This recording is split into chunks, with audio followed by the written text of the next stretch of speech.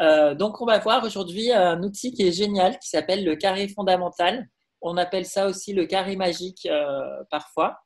Et donc, ça vient de quelqu'un qui s'appelle Daniel Hoffman et qui a créé en fait vraiment cet outil à la base pour des managers qui permet de mettre le doigt sur un pattern de manière avec un grand chunk up de manière très simple. Donc ça, c'est super. Et de faire le point sur nos qualités, nos risques, nos challenges. Donc ça vraiment, c'est un super outil pour ça. C'est un outil qui est très, très simple d'utilisation à comprendre. Par contre, il est complexe dans la subtilité parce qu'il y a certains pièges. Donc, moi, je sais que quand j'avais vu ça, donc c'était Brigitte qui me l'avait appris. Et bon, là, vous allez le faire sur une journée. Elle y passe 2 jours sur sa formation de coach. Moi, je trouvais que c'était trop long, 2 jours, parce que j'avais l'impression justement que c'était un outil très simple. Et je disais non, mais on n'a pas besoin d'y passer 2 jours parce que franchement, une fois qu'on a compris le truc, enfin, ça va. Et en fait, au tout début, j'avais un peu péché par orgueil parce que j'avais dit non, mais c'est bon, tu n'as pas besoin de l'animer toi dans mes formations de coach, c'est moi qui vais le faire parce que c'est bon, j'ai tout compris, c'est très simple. Et elle me disait fais gaffe, c'est simple, mais c'est complexe. Et effectivement, en fait, j'avais plein de carrés qui étaient faux, enfin, qui ne tournaient pas comme il faut, etc. Et tout. Et après, elle est venue l'animer vraiment plusieurs fois parce que du coup, ouais, il y a vraiment il y a une forme de complexité quand même avec certains pièges. Donc, on verra ça ensemble. Et du coup, on va aussi s'en servir là sur vos binômes et sur vos coachings parce que c'est vraiment intéressant. Donc, l'idée du carré fondamental, c'est de se dire qu'à la base, alors attendez, je vais vous faire un petit partage d'écran. Voilà. Vous voyez tous le tableau là? Oui. Donc, au commencement, une personne a vraiment, quand un enfant naît au monde, l'enfant a vraiment toutes les qualités. C'est-à-dire que voilà, on a un réservoir où toutes les qualités sont là. Et en fait, qu'est-ce qui va se passer quand un enfant euh, euh, commence à grandir? Alors, ça fait un peu penser à l'énéagramme parce que c'est un peu ce que je vous disais aussi dans l'énéagramme. Si vous allez avoir, par exemple, un enfant qui veut, par exemple, je sais pas, il veut la télécommande. Je sais pas si vous me voyez en même temps sur le côté ou pas, non? Ouais. Oui, on Ouais, te vous voit. voyez. Si l'enfant, par exemple, veut une télécommande, il va la prendre et puis le parent va lui dire non, je te la donne pas. Et l'enfant, par exemple, il va insister.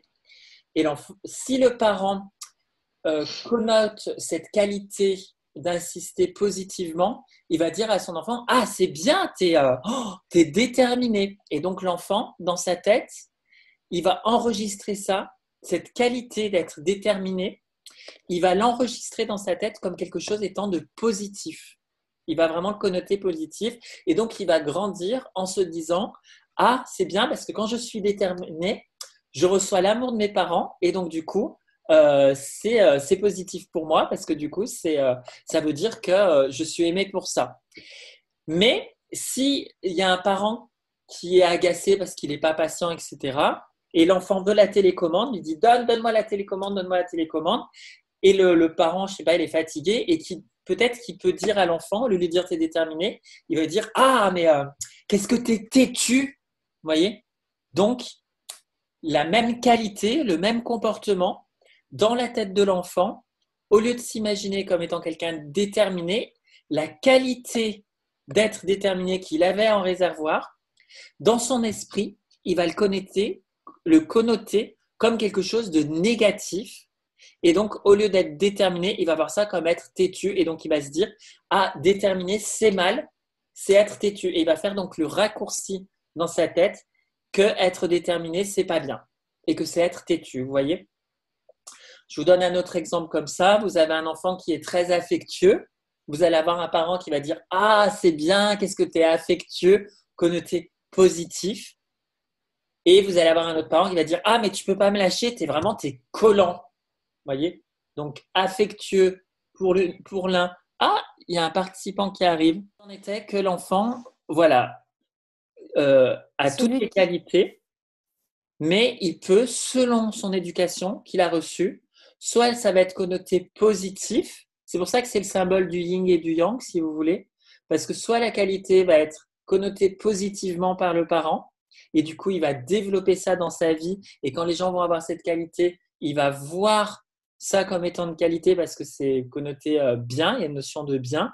Soit il va le connoter négatif avec une connotation de quelque chose de mal.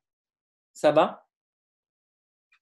Donc, ce qui va se passer, c'est que dans notre vie, on a tous développé dans notre immense potentiel de qualité. Il y a des choses qu'on a vraiment développées et il y a des choses, au contraire, qu'on n'a pas développées et qu'on a mis comme quelque chose étant négatif.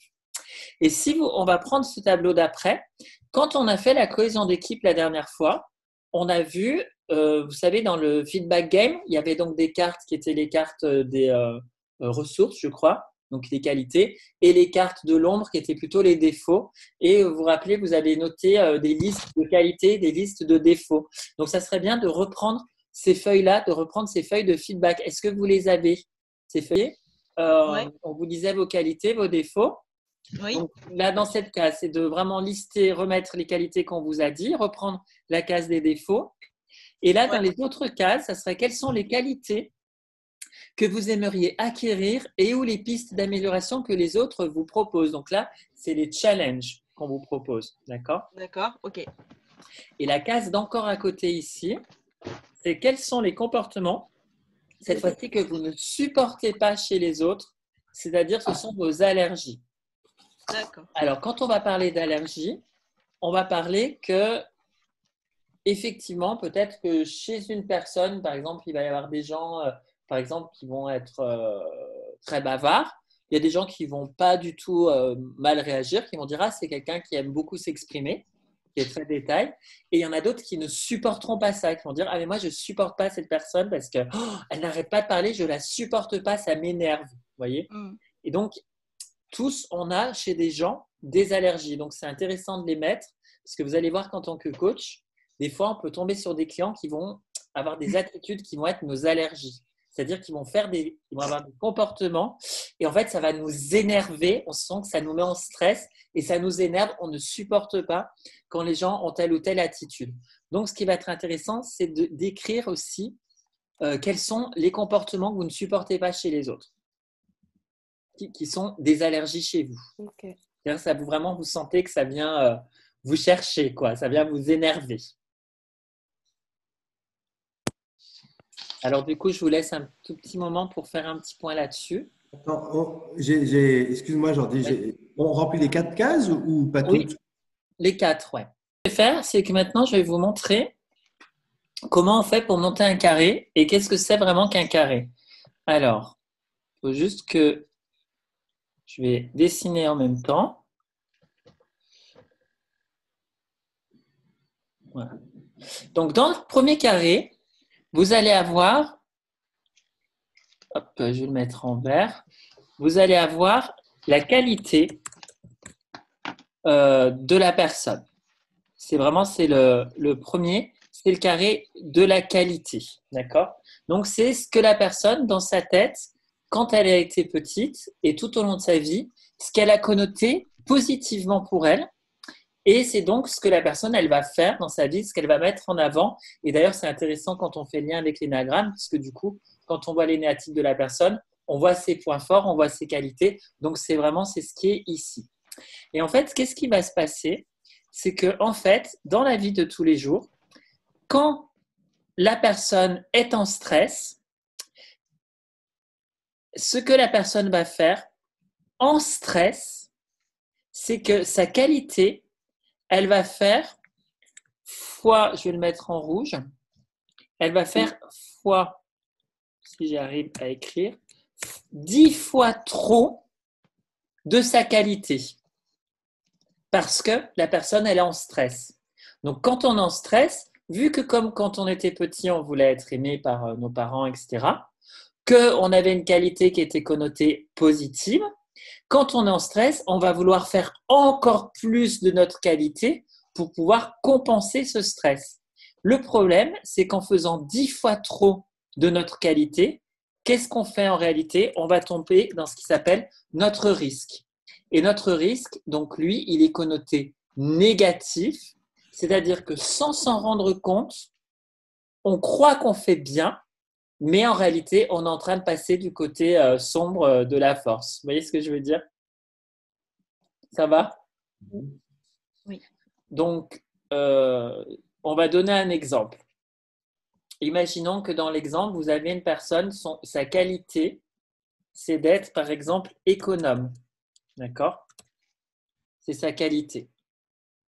Si elle rentre en stress, elle va devenir 10 fois, elle est plus dans sa qualité d'être économe, elle va devenir 10 fois trop économe. Donc, ça fait quoi quelqu'un qui est 10 fois trop économe? Radin.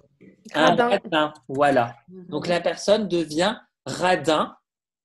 Donc, quand vous allez dire à la personne, mais tu te rends compte comment tu es radin, la personne qui est en stress, elle va vous dire, mais pas du tout, je ne suis pas radin, je suis économe. Vous voyez ce que je veux dire?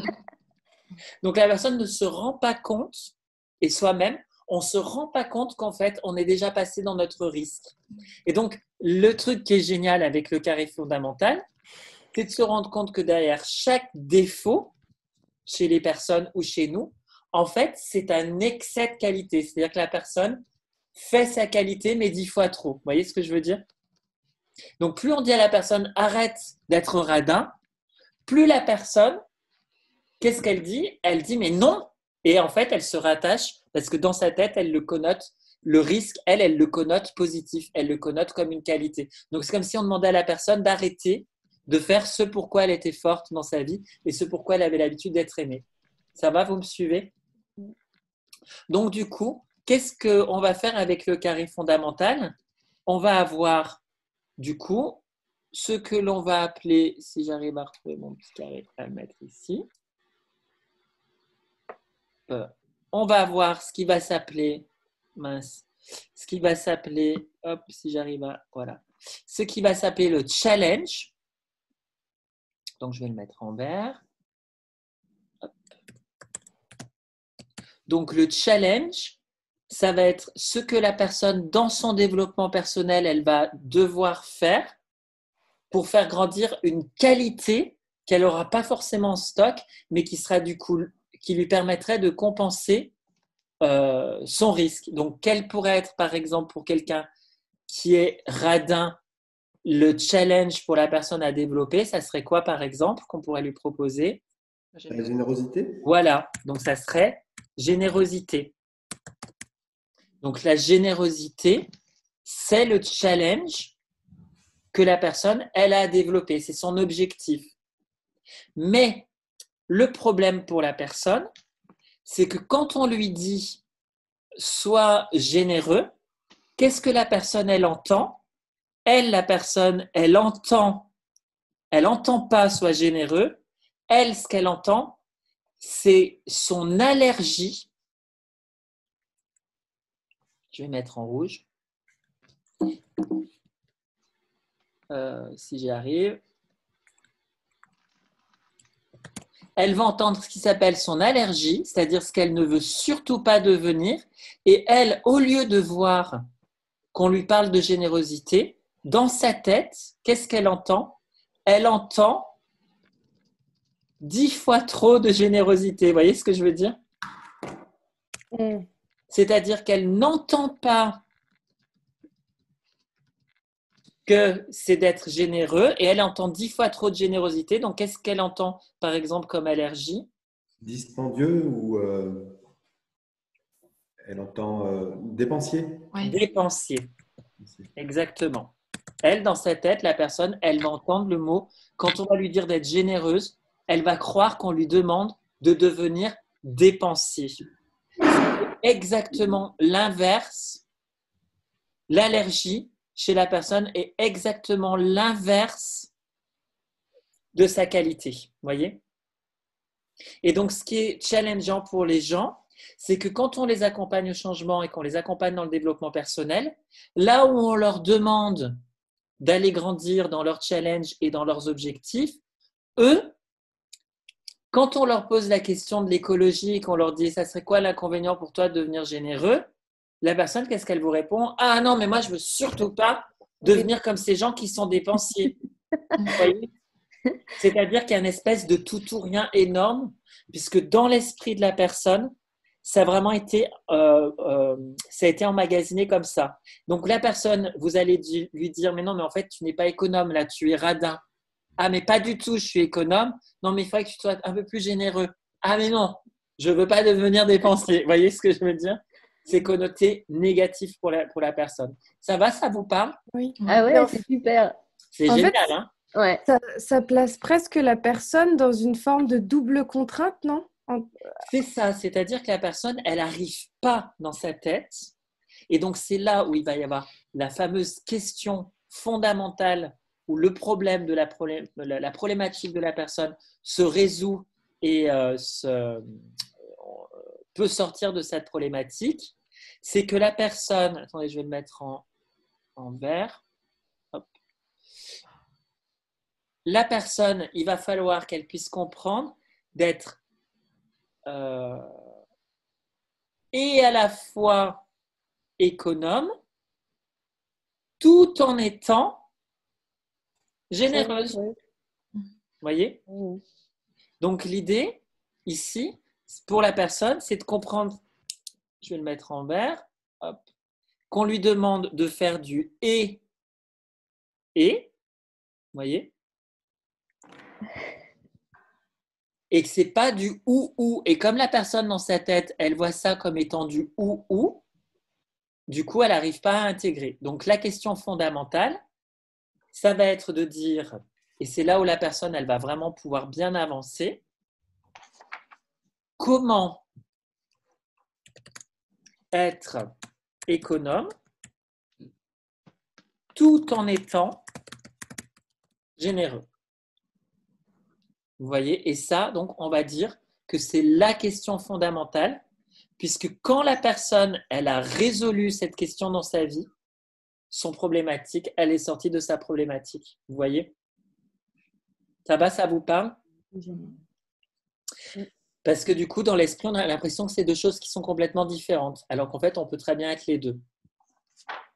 Et donc, le truc qui va être important de comprendre pour avoir un bon carré qui tourne rond, c'est que le risque, c'est bien l'excès de la qualité. Le challenge, c'est bien la qualité qui est opposée au risque. Que l'allergie, c'est bien 10 fois trop de la qualité proposée dans le challenge. Et que l'allergie est bien l'exact opposé de la qualité. Et comment vous allez pouvoir vérifier qu'un carré tourne bien? C'est que, donc ça, c'est le premier truc à bien comprendre et bien capter. Et le truc qui est génial, c'est que pour quelqu'un qui est économe, vous savez à quel moment est-ce que dans sa vie il va devenir radin? Il va devenir radin quand il va rencontrer, mince, je voulais mettre en rouge. Il va devenir radin quand il va rencontrer son allergie. Et quand il va rencontrer son allergie, il va filer tout droit dans son risque. C'est-à-dire que vous avez quelqu'un qui est économe, il se met en couple, par exemple, avec quelqu'un qui va être dépensier. Comme c'est son allergie, ça le met en stress. Et du coup, pour compenser l'attitude de l'autre, il va devenir radin. Donc, plus il est avec quelqu'un de dépensier, plus ça le stresse et plus il devient radin. Et donc, on rentre dans une espèce de cercle vicieux. Voyez? Donc, soit c'est ça, soit c'est que lui-même a peur de devenir son allergie.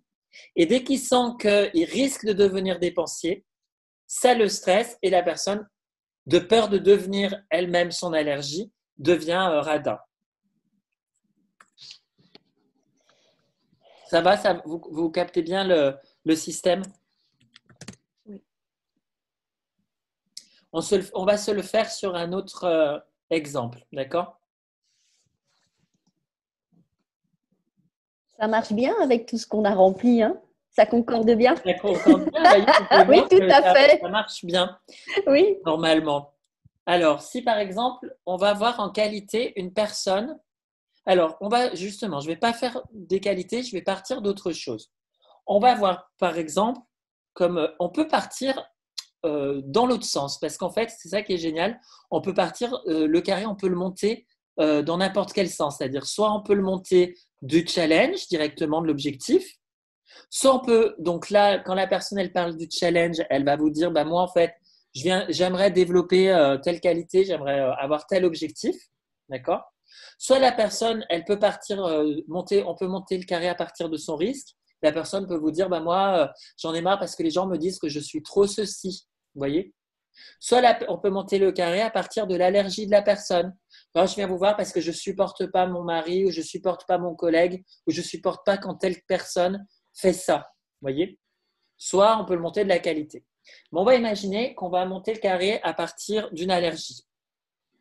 Donc, imaginons que la personne vous dit, moi, je ne supporte pas les gens qui sont impulsifs et les gens qui manquent de recul.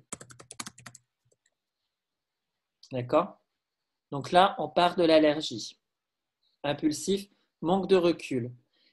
On pourrait dire, d'accord, donc toi, tu ne supportes pas les gens qui sont impulsifs et qui manquent de recul, mais toi, chez toi, c'est quoi ta qualité? Si du coup, toi, donc là, la personne va dire, ah non, mais moi, je ne suis pas impulsif, justement. Mais c'est quoi ta qualité? Alors, allez-y, essayez de trouver une qualité. Oui? Réfléchis. Je suis réfléchi. Oui, mais du coup, ça ne tournera pas. Alors, on va essayer. Temporise. Comment? Quelqu'un qui temporise. Oui, alors je vais marquer, moi, je me donne du temps, se donner du temps. Ma qualité, c'est que moi, j'aime bien, par exemple, la personne elle va vous dire, moi, j'aime bien prendre mon temps. C'est ma qualité. Je ne me précipite pas pour faire les choses. Je prends mon temps, etc. Mais du coup, son risque, quelqu'un qui prend trop son temps, ça serait quoi, son risque? La passivité. La passivité, mais donc concrètement, Procrastination. Donc ça va être de repousser l'action, par exemple. Voilà, repousser l'action, procrastiner.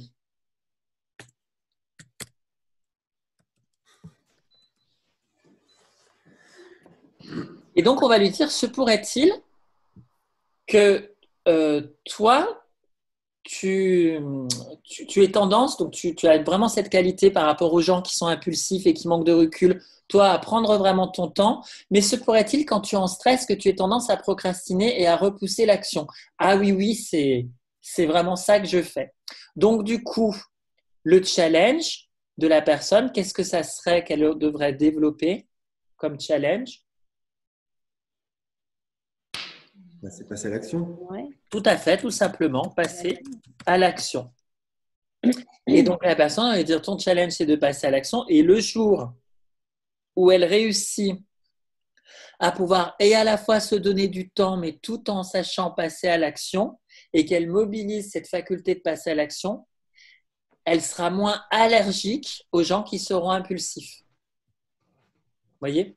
Parce que le deuxième, je dirais, grand coup de théâtre du carré fondamental que j'adore, le premier, c'est de dire que quand nous rencontrons nos allergies, nous filons tout droit dans nos risques. Et le deuxième prise de conscience à avoir, c'est que nos allergies sont nos maîtres. Les allergies sont quoi? Sont nos maîtres. C'est-à-dire que eux se permettent de faire 10 fois trop ce que nous, on devrait apprendre à faire un peu plus. D'accord. Vous voyez ce que je veux dire? Oui, d'accord. C'est en ça que je dis nos allergies sont nos maîtres, c'est-à-dire qu'on devrait prendre exemple à se dire mais comment je pourrais moi faire un petit peu plus que la personne fait mais que moi je ne supporte pas, vous voyez? Et donc le jour où la personne réussit effectivement à passer beaucoup plus à l'action, elle est moins allergique aux gens qui vont être un peu plus dans l'impulsivité parce que cette impulsivité qui était connotée négative, elle aura réussi dans sa vie à le connoter un peu plus positive. Et donc, pour vérifier que l'on a bien le carré, on va dire à la personne, est-ce que effectivement, quand tu rencontres quelqu'un qui est impulsif et qui manque de recul, est-ce que du coup, toi, tu as tendance à ralentir et à procrastiner? Et la personne elle va dire, ah oui, effectivement, c'est ce que je fais. Et donc là, si on regarde par exemple l'énéagramme, on a un carré de quel énéatype ici? Un type 9. Exactement. Vous voyez? on va voir les néatypes d'un type 9. Et donc, on va avoir 3 prises de conscience majeures dans ce carré fondamental. Donc là, alors, enfin, les 3 ou plusieurs, ce qu'il faut vraiment retenir, c'est que nos risques, c'est quand on est en stress, on file tout droit dans nos risques, donc on fait 10 fois trop de notre qualité, que quand on nous parle de notre challenge, nous, dans notre tête, on ne voit pas ça comme étant un objectif, on voit ça comme étant quelque chose de très négatif qu'on nous demande de développer. Alors qu'en fait, il y a beaucoup de marge parce que, vous voyez, on va lui dire, quelqu'un qui a vraiment la qualité fondamentale de se donner du temps, quand on va lui dire passer à l'action, la personne, elle a peur de devenir quelqu'un d'impulsif. Elle va vous dire, ah non, mais moi, je ne veux pas devenir impulsif. On va lui dire, mais tu as de la marge. Voyez, et c'est ça qu'il faut que la personne elle comprenne, c'est que d'ici qu'elle devienne impulsive, il y a vraiment il y a du chemin, quoi. Voyez. Par contre, l'autre prise de conscience, c'est que quand une personne est sous stress très très intense et que ça dure pendant très longtemps. D'habitude, quand la personne elle est sous stress, on a vu que elle passe de se donner du temps à repousser l'action, à procrastiner. Mais une personne qui est dans un gros stress et qui pète un câble, la personne va faire ça d'abord et en stress très intense, elle va directement aller faire ça. En passant complètement, en faisant le bypass sur le challenge. C'est-à-dire que la personne, elle se donne du temps, elle repousse l'action, et du jour au lendemain, la personne, elle pète un câble et vous la voyez devenir son allergie. Elle devient son allergie et elle devient hyper impulsive. Et là, vous dites, mais c'est incroyable, je ne te reconnais plus. Et la personne elle-même, elle vous dit, je ne me reconnais plus, je deviens complètement impulsive. Ou vous allez avoir la personne qui est très économe et qui va d'un coup faire des folies et dépenser son argent, etc. Et donc, quand ça fait ça, c'est un signe, appelez le SAMU, c'est un signe que la personne est en train de péter un câble, mais grave de chez grave. Parce que ce n'est pas normal, elle est en train de devenir son allergie. Donc là, on a vraiment des très gros symptômes de dépression ou de burn-out. On a des symptômes de pétage de câble total. Voyez. La décompensation, en fait. Voilà. Là, en fait, on va dire la personne, elle décompense. Et voyez, par exemple, si je prends les néatypes 9, on dit qu'il y a des fois, il pète un câble quand il a accumulé, c'est-à-dire que ce que va faire les néatypes 9, il se donne du temps, il a vraiment cette qualité. Dans son risque, généralement, il repousse l'action, il procrastine, il perd de vue ses priorités. Donc ça, c'est un stress léger. Et en cas de stress intense, on dit qu'il pète un câble, qui devient impulsif, qui pète tout dans sa colère et qui devient très têtu. Vous voyez ? Donc, ça marche bien. Donc, effectivement, ça va nous permettre aussi de voir où en est la personne dans son stress. Et si je reprends le coaching que j'avais fait avec...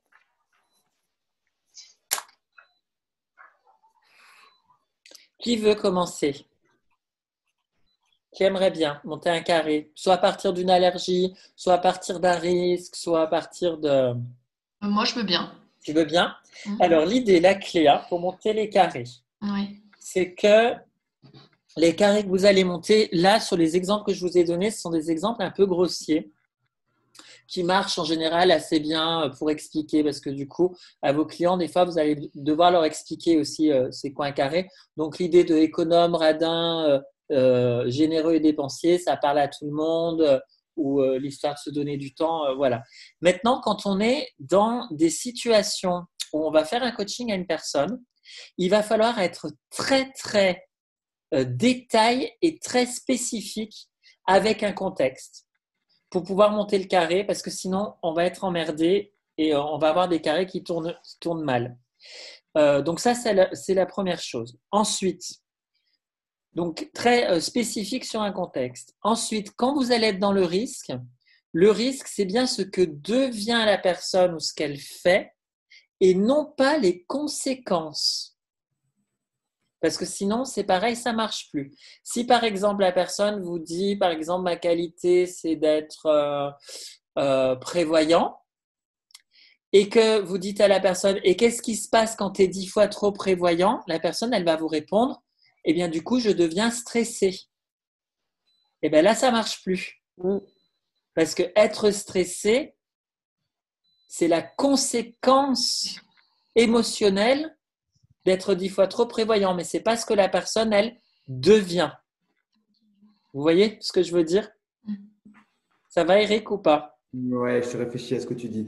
En fait, dans ces cas-là, c'est plutôt, donc dans le risque, on est plutôt soit sur la stratégie, soit sur du comportement, c'est ça, mais pas sur de l'émotion. Ou sur de ce que la personne, elle devient aussi en termes d'identité aussi. Mais on n'est pas sur la, en tout cas, on n'est pas sur la conséquence. On n'est pas, qu'est-ce qui se passe quand je suis 10 fois trop prévoyant? Ah ben, je suis stressé, là, c'est une conséquence. Par contre, si la personne, elle dit, oui, mais d'accord, tu es stressé, mais concrètement, qu'est-ce que tu fais ou qu'est-ce que tu deviens? Ah ben, je deviens parano. Ah ben là, ça marche. 10 fois trop prévoyant, c'est-à-dire 10 fois trop anticiper les risques. Donc, je peux mettre par exemple dans qualité. Qualité, c'est d'anticiper les risques. Être prévoyant, anticiper les risques. Être 10 fois trop prévoyant et 10 fois trop d'anticiper les risques, ça devient de la paranoïa, mais ça ne devient pas je suis trop stressé. Trop stressé, c'est la conséquence. Donc là, dans le vocabulaire, il va falloir être subtil. Donc ça, c'est la difficulté du carré. Est-ce que Marina, tu entends bien? Tu es toujours avec nous? Oui, oui.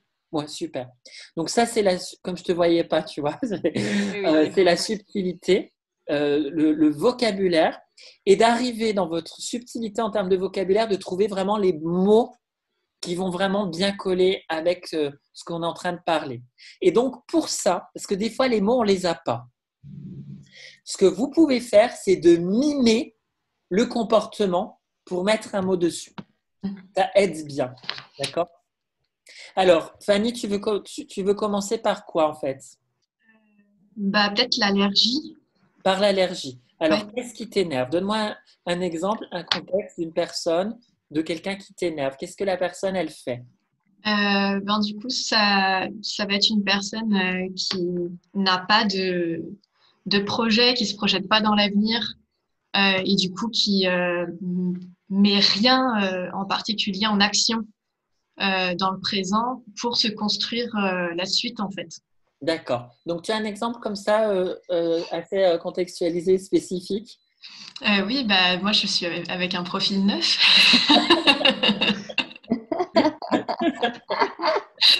Voilà. Et donc, voilà. Donc, qu'est-ce qu'il fait quand tu dis qu'il ne se projette pas et que du coup, il ne fait rien? Qu'est-ce que tu Par exemple, si je demande de quoi tu as envie, ce serait quoi tes envies déjà du jour, mais aussi pour les mois à venir, les années à venir, j'ai souvent la réponse je sais pas. D'accord. Voilà. Donc, ok. Donc, il ne sait pas, il n'arrive pas à se Et projeter dans l'avenir. Donc, il y a ça, et il y a aussi que quand il a des idées, et que je lui dis, qu'est-ce que tu peux faire comme premier petit truc pour te rapprocher de ça? Il trouve aussi des choses. Bon, c'est un peu ça rame, mais il trouve. Et par contre, il va pas le mettre en œuvre, enfin, la plupart du temps, ça va pas être mis en œuvre. ok. Alors, c'est deux choses différentes. Ouais, Donc, pour moi, là, il y a deux carrés. Est-ce que ok. vous le voyez, les autres? Il y a deux carrés et pas un. Et donc, des fois, avec nos clients, on va avoir besoin de faire deux carrés. Parce que si on veut mettre tout dans le même carré, ça ne marchera pas. Ouais. Donc là, dans le premier carré que tu me parles, quand tu me dis qu'il ne sait pas trop ce qu'il veut, est-ce que ça te va si on disait qu'il est indécis, par exemple? Ouais, ça te parle. Donc, indécis, je ne sais pas. Ouais. Et est-ce que toi, quand il y a quelqu'un qui dit je ne sais pas trop, c'est ça qui t'allergise, c'est que la personne, elle ne sache pas. Est-ce que c'est ça qui... Ouais, un petit peu, ouais, quand même. Un petit peu. Donc, c'est pas dit que ce soit ça. Je pense aussi, non, je sais pas si c'est dans l'indécision que la personne, en fait, elle n'a pas envie d'aller à l'intérieur d'elle-même pour aller chercher l'info, qu'il y a une sorte de… Il y a une sorte d'éviter de alors. Ouais, c'est ça. C'est pas de l'indécision alors. Ouais, c'est pas tout à fait de l'indécision. Alors, qu'est-ce que c'est? Donc, du coup, la personne, elle veut pas aller chercher la réponse. Je sais pas comment on pourrait appeler ça, du coup. C'est une sorte de fuite. Alors, regarde, ce qu'on va faire, ce que je te propose, hein, Ouais, ça va être plus simple. Plutôt que d'aller dans l'allergie, on va aller dans la qualité. ouais. Quelle est la qualité, par exemple, que tu as, qui fait que tu arrives à aller voir à l'intérieur de toi-même? Comment on appelle cette qualité? C'est l'introspection, non? Voilà, parce que le mot, tu vois, on l'a. Donc, introspection. Donc, Mm. ça va être, tu es d'accord de dire que c'est ta qualité, que tu es dans cette capacité d'être dans l'introspection. Mm. Et donc, du coup, le fait que la personne ne soit pas dans cette qualité d'introspection, l'opposé de l'introspection qui, toi, t'allergise, comment tu pourrais appeler ça? Est-ce que c'est… Non, je sais pas trop. La superficialité, mais je sais… Je suis pas sûre du On mot. va se la tenter, puis peut-être que ça ne marchera pas. Hein. On va se tenter. Hein. Peut-être que ça marchera, peut-être que ça ne marchera pas. Est-ce que la superficialité est l'opposé de l'introspection? Comme ça, non, moyen. Parce que du coup, si la qualité était la profondeur, ça marcherait. Ouais. Mais là, ce n'est pas tout à fait ça. Alors, du coup, on peut partir, on peut aussi aller voir le risque. On peut monter dans l'autre sens. Toi, quand tu es avec, on ne sait pas l'allergie, mais en tout cas, la personne, on va le marquer comme ça pour l'instant, peut-être qu'on le marquera autrement, éviter d'aller voir à l'intérieur d'elle-même, c'est ça? Ouais. On va voir comment on peut appeler ça. Quand ton petit ami, il fait ça, toi, du coup, qu'est-ce que tu vas faire? Ça va te stresser, on est d'accord, hein? Ouais. C'est quoi que tu vas faire? Du coup, je vais insister en fait. Genre, je vais essayer de lui poser des questions pour aller chercher l'information. Et en fait, je vais devenir comment? Je vais être presque un peu autoritaire, ou enfin, je vais devenir un peu sévère quoi, dans ma manière de lui parler. Je vais manifester de l'agacement et du coup, donc l'agacement, c'est ce que tu ressens, mais du coup, ce que tu deviens, c'est sévère, c'est-à-dire, c'est comment on pourrait appeler ça, du coup? Intrusif, trop intrusif, non? peut-être que du coup, je peux devenir… en tout cas, je vais trop en faire et je vais vraiment chercher à tout prix obtenir une réponse quoi, de son côté, comme si je voulais le forcer en fait à aller à l'intérieur. Obstiné. Mais le côté intrusif, ça peut fonctionner. Ça marcherait intrusif. Et Je que ça ne adapte. suis pas sûre qu'on va avoir un carré qui tourne là, mais c'est bien. Montons des carrés qui ne tournent pas forcément. Ouais, Pédagogiquement, les arranger.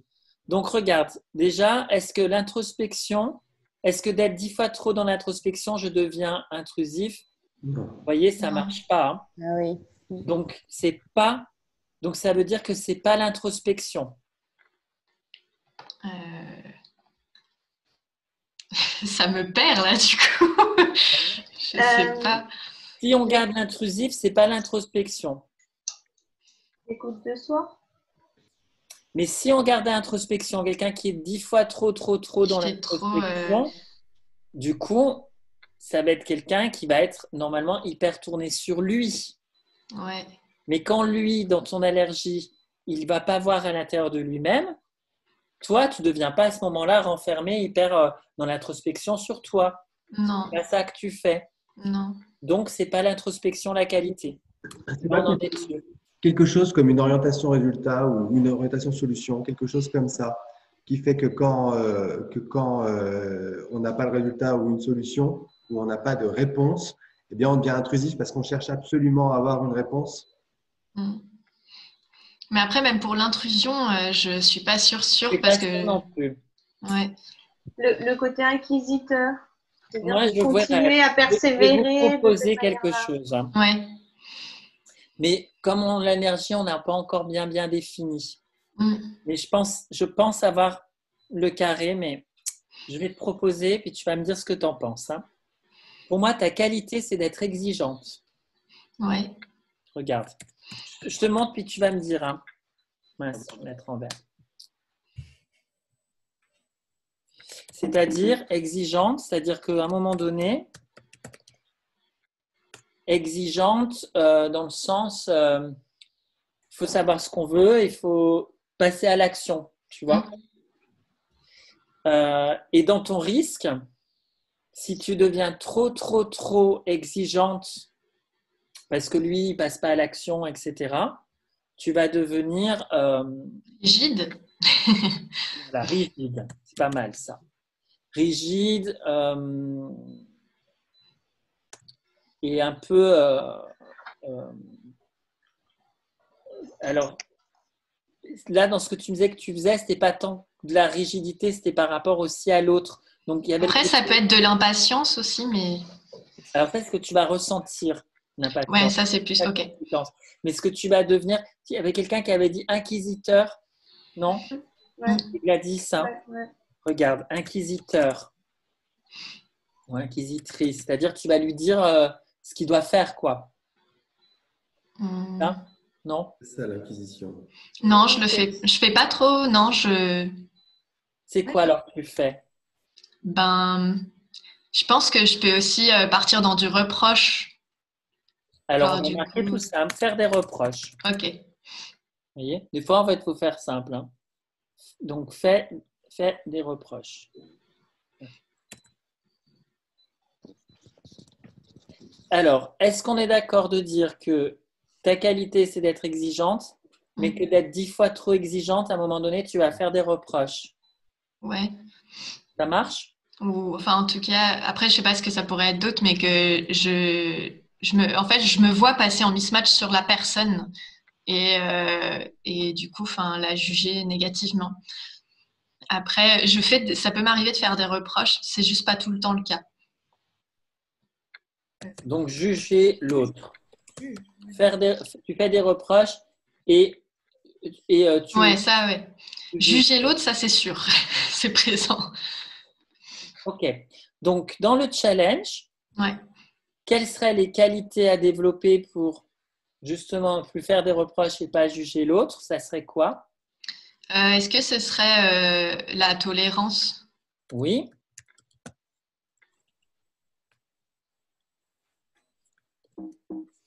On va tenter comme ça. Tolérance. Et quoi d'autre? Je dirais la patience, ça peut aussi aider.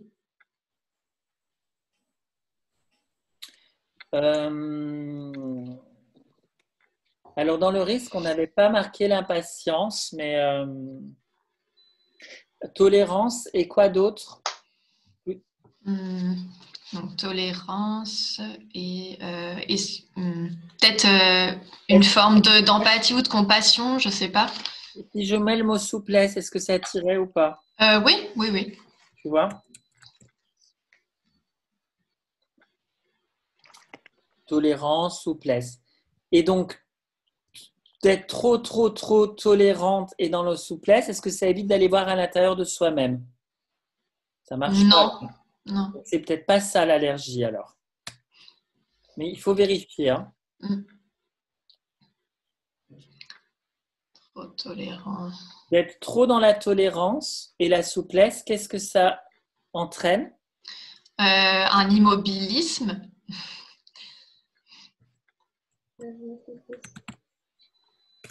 Immobilisme. Alors vérifions.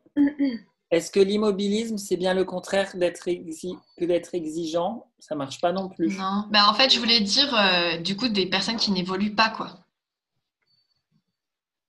Qu'il n'y a pas d'amélioration.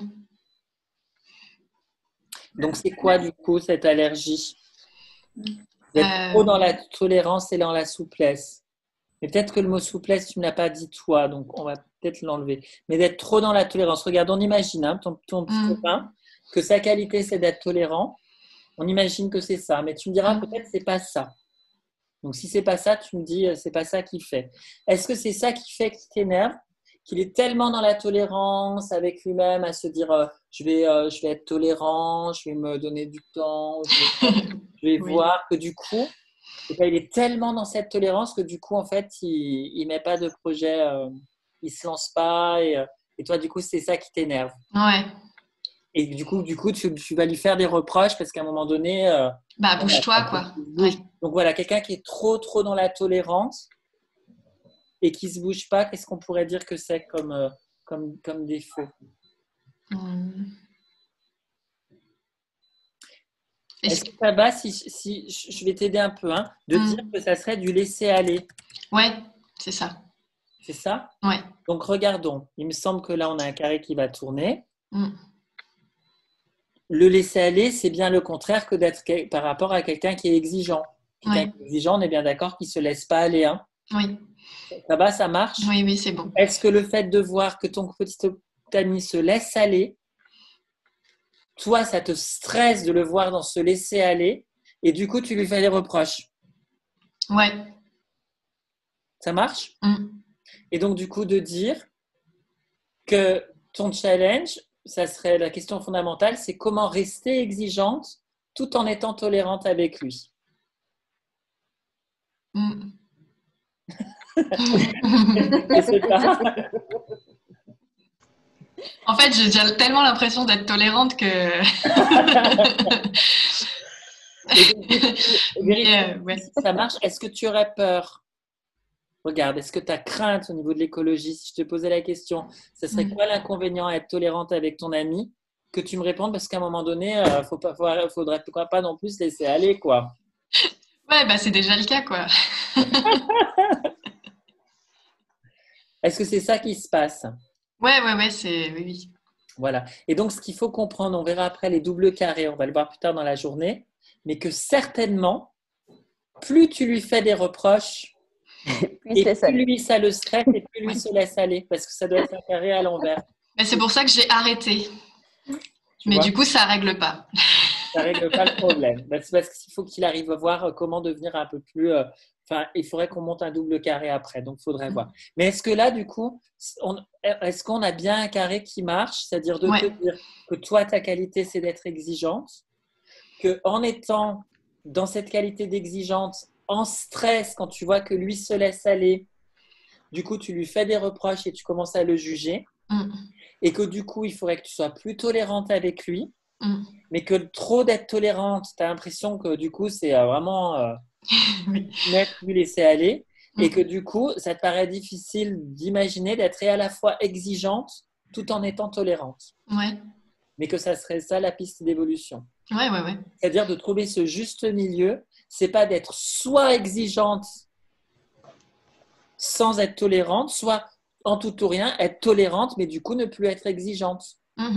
Mais de vraiment trouver cet équilibre, d'être et à la fois tolérante tout en étant exigeante, c'est-à-dire de dire, ok, et donc trouver la réponse à savoir comment pouvoir faire ça. Et donc pour savoir comment pouvoir faire ça, ça veut dire que du coup, il y a un code de sortie dans l'histoire. Oui. Tu vois, qui permet et à la fois d'être exigeante tout en étant tolérante. Ça va?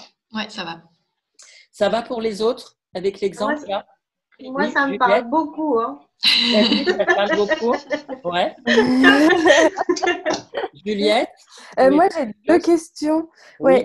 Est-ce que les qualités, les risques, les allergies, on peut toujours les traduire en métaprogramme ou c'est pas du tout forcément sur ce niveau-là que ça se passe?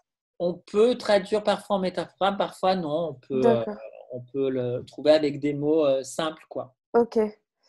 En gros, j'essayais de trouver les qualités, les risques, où ça se situe dans la pyramide dénivologique, mais peut-être qu'il ne faut pas chercher à faire de rapprochement. Parce que ça peut être des fois juste sur du comportement, tu peux le mettre un peu partout. Ok. Et puis, mon autre question, c'est est-ce que le carré fondamental, ce qu'on trouve… Alors, justement, parce que du coup, je ne voudrais pas mettre de la confusion. On peut le mettre sur tous les niveaux logiques, ce qui veut dire qu'on peut aussi le monter un carré à partir des émotions. D'accord. Tu vois. Mais de vérifier que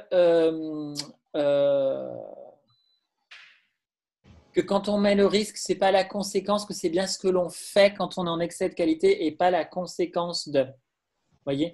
Par exemple, si dans son risque, elle m'avait dit d'être impatiente et que j'avais marqué impatience, d'être impatient, c'est pas d'être, quand on est exigeant, c'est pas d'être 10 fois trop d'exigeant ne fait pas quelqu'un qui va devenir impatient. Par contre, ça peut être quelqu'un dans la carte du feedback game, on avait une carte qui s'appelait, je crois, pointilleux ou un truc comme ça. Là, ça marche. Vous voyez, 10 fois trop d'exigeant devient pointilleux. Mais 10 fois trop d'exigeant ne devient pas forcément impatient. Par contre, c'est bien une conséquence de ce qu'elle va ressentir. Maintenant, si par exemple, on monte un carré, mais on peut monter un carré à partir d'une émotion. Mais là, pour le coup, c'était pas monté à partir d'une émotion, vous voyez. Et, ok.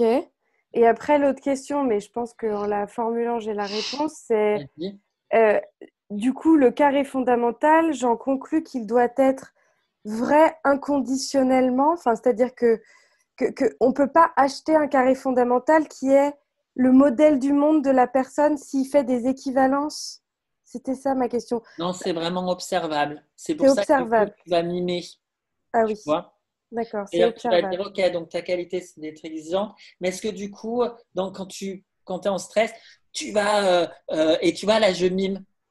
Tu vas faire des reproches, tu vas dire, mais non, mais tu vois. Et là, la personne, ça va lui parler. Ah oui, oui, c'est ça que je fais. Tu vois. Oui, en fait, ou la personne va dire, tu fais ça. Et la personne va dire, non, c'est pas ça que je fais. C'est pas exactement ça. Ah, donc, c'était peut-être pas l'exigence alors, ou c'était peut-être pas. Vous voyez, le fait de mimer, ça aide vachement. On va vraiment chercher l'illustration par le comportement observable. Voilà. Ouais. Et donc, normalement, quand tu as vraiment bien mis, et donc c'est génial parce que grâce à cet outil, des fois, nous, ce qu'on fait de manière compliquée avec notre jargon de PNListe, où on monte des faits au comportement, nanana, avec tout notre vocabulaire, ça nous permet de faire un vrai chunk-up, cette histoire.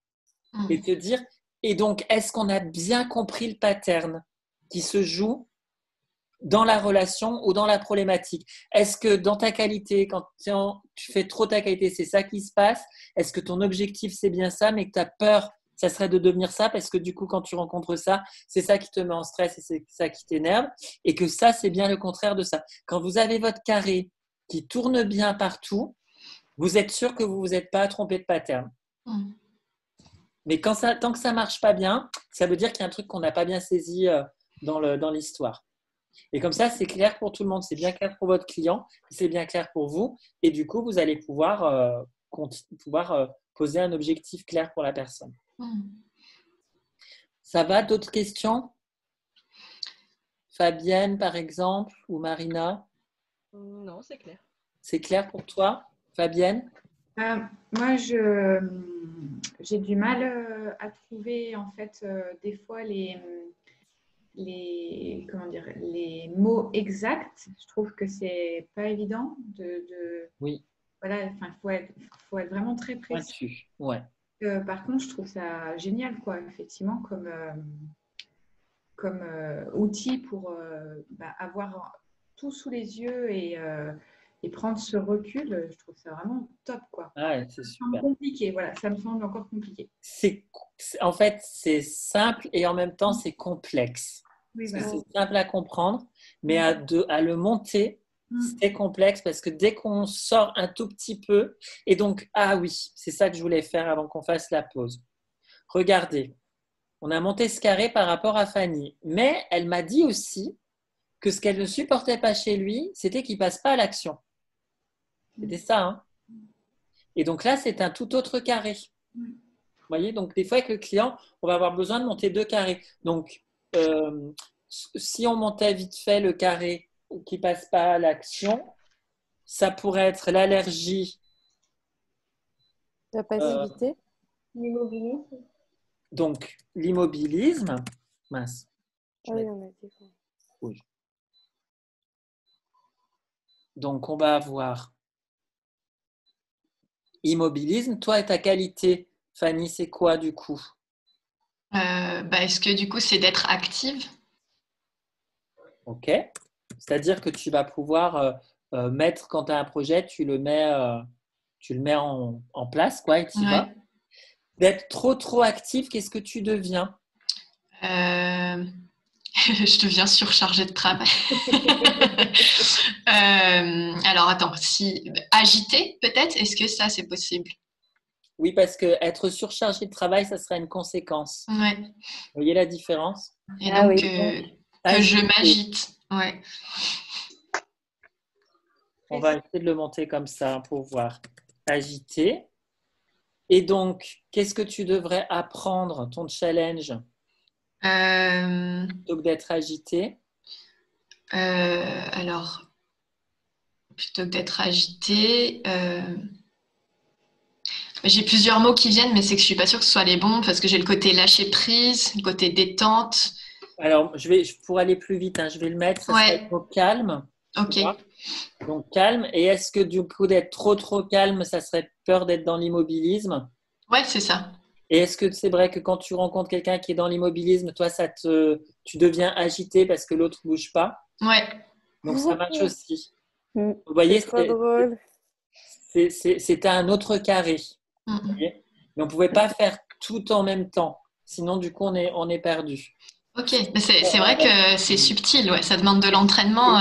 Et en même temps, J'ai une question oui. par rapport justement à cette difficulté à trouver les bons mots, parce que dans la qualité, pour moi, exigeante, c'est pas forcément quelque chose qui est connoté positivement. Et oui, donc c'est là où il va falloir faire attention parce que justement, exigence, c'est connoté positif, tu vois. Et comment on peut du coup savoir, parce que selon ses propres filtres, pour moi, je sais que l'exigence, clairement, dans ma carte, c'est connoté négativement. Donc déjà, je ne vais pas penser à ce que ce soit une qualité, en fait, si la personne, elle veut partir là-dessus. Bah, du coup, c'est pour ça que le modèle va être intéressant parce que ça va te permettre de pouvoir aller visiter, et ça nous permet à tous, hein, d'aller visiter nos jugements de valeur sur des choses qui sont des qualités mais qu'on va connoter négatives. Donc, ça te l'a peut-être fait dans le feedback game, justement, quand tu as dû voir la case des qualités et de te dire, mais c'est marrant, pour moi, ça, c'est dans le truc des qualités, mais je ne le vois pas comme une qualité, tu vois. Bah, le problème, Parce que, par exemple, exigeant, c'est une qualité, intransigeant, c'est un risque. oui, intransigeant, ok, je comprends. Tu vois, mais exigeant, c'est une super qualité d'être exigeant. Tu vois, qualité, perfection, oui, voilà. c'est une qualité d'avoir cette recherche de perfection. Tu vois. Bah, pour moi, c'est là où se trouve la subtilité, en fait, parce que voilà, selon notre propre vécu, on peut avoir notre interprétation et du coup, pas le positionner au bon endroit, en fait. Oui, tout à fait. Ça va pour tout le monde? Oui. J'ai juste une question pratique. Parce qu'on n'en a pas parlé, c'est de savoir à quelle heure on fait la pause repas. Et ben alors justement, là, ce que je voulais vous proposer, c'est qu'on se fasse déjà une pause normale. Et après, on peut faire la pause repas à 12h30, comme d'habitude. En fait. Ok, ça marche. Là, on se fait une petite pause normale?